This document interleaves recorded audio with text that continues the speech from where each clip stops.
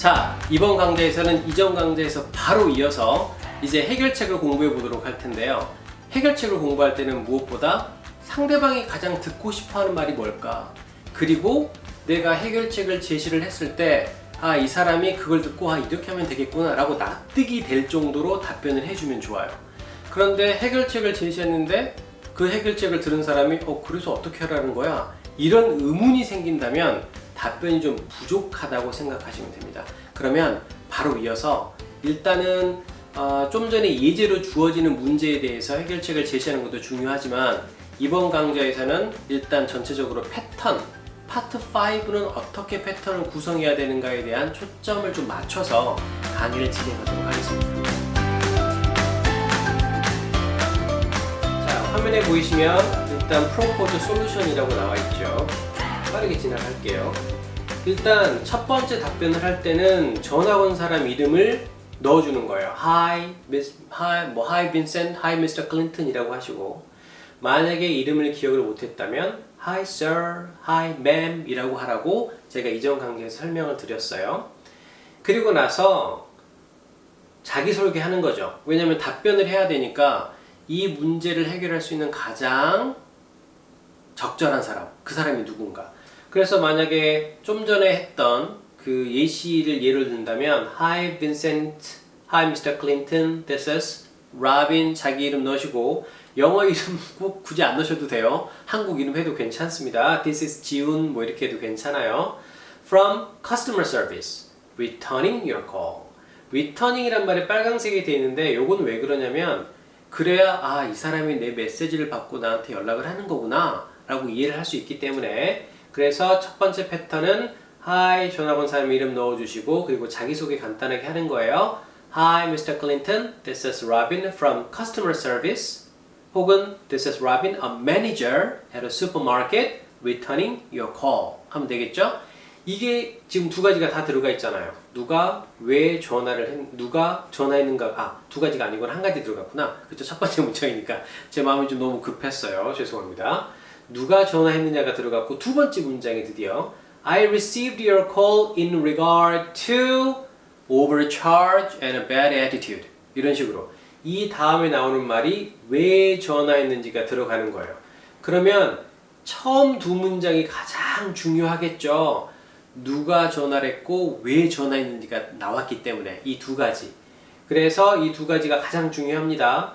주목하실 표현은 물론 about이라는 말을 쓰셔도 돼요. 이 문제에 대한 당신의 전화를 받았어요 라고 해도 되는데, 보통 요즘의 추세가 비즈니스 영어에서 뭐뭐에 대해서라고 할 때는 이 세 개의 전치사 중에 하나를 주로 씁니다.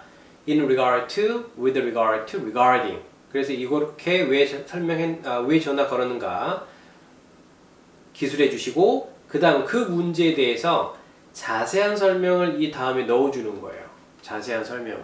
물론 이것까지 넣어주면 이제 7A까지 가는 건데, 듣기가 조금 어렵다라고 하게 되면 일단 이 두 가지에 대해서 설명을 하시고 이 부분은 조금 얼버무리셔도 괜찮아요. 물론 점수가 좀 낮게 나오긴 하겠죠. 얼버무린다고 점수가 높게 나오지는 않지만 일단 가장 중요한 이 두 가지는 들어간 거예요. 그리고 나서 여러분 들었던 내용을 여기다가 문제를 조금 더 자세하게 기술을 해주시고, 요구사항이 있으면 이 다음 문장에서 You are hoping to 라고 해서 기술을 해주시는 거예요. 요구사항이 없다면 이 항목은 생략하고 가도 괜찮겠죠? 그리고 I'm so sorry to hear that. 그걸 들어서 유감스럽습니다 라고 하는 거예요. 그래서 이 첫 페이지에 보시는 부분이 듣기 부분이 총 지금 망라되어 있는 거예요. 누가 왜 전화를 걸었고 거기에 덧붙여서 나는 누구 라는 말이 들어가 있고, 구체적으로 어떤 문제라는 게 부가적으로 들어가 있어요. 가장 필수적으로 들어가야 되는 것 두 가지, 그리고 거기에 플러스 알파로 꼭 넣어줬으면 좋겠을 부분 두 가지, 이렇게 네 가지 꼭 기억을 해 주시기 바랍니다. 이런 다음에 이제 해결책을 제시를 하는데요. 해결책은 3단계에 걸쳐서 진행을 해 주시면 가장 좋아요.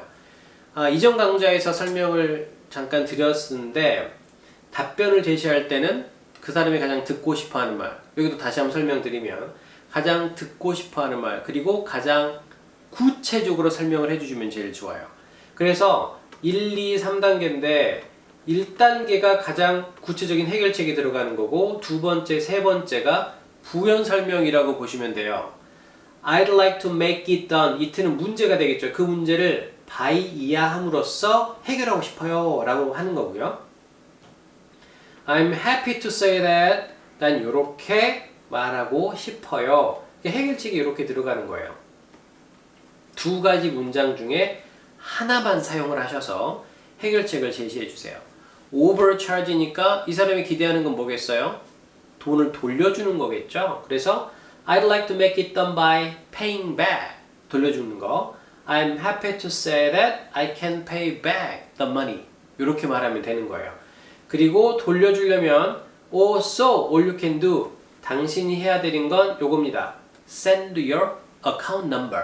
당신의 계좌번호를 보내주세요. 해결책을 적절하게 제시를 하면 이 메시지를 받는 사람이 그 후속 조치로 해야 되는 것들이 존재를 해요. 그래서 그것에 대한 내용이 들어가는 거고 세 번째는 거의 뭐 서비스 수준으로 들어가는 거죠. 뭐 다음에 오면 할인을 해드리겠습니다.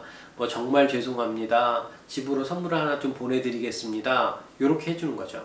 서비스 업체에서 주로 말하는 문제들이 좀 많이 나오기 때문에 그런 표현들을 간략하게 넣어주면 제일 좋아요. 물론 두 번째, 세 번째 저는 선생님 스피킹이 좀 약해서 한 문장도 어려워요 라고 하신다면 첫 번째 표현에 집중을 좀 해달라 라고 부탁을 드리고 싶네요.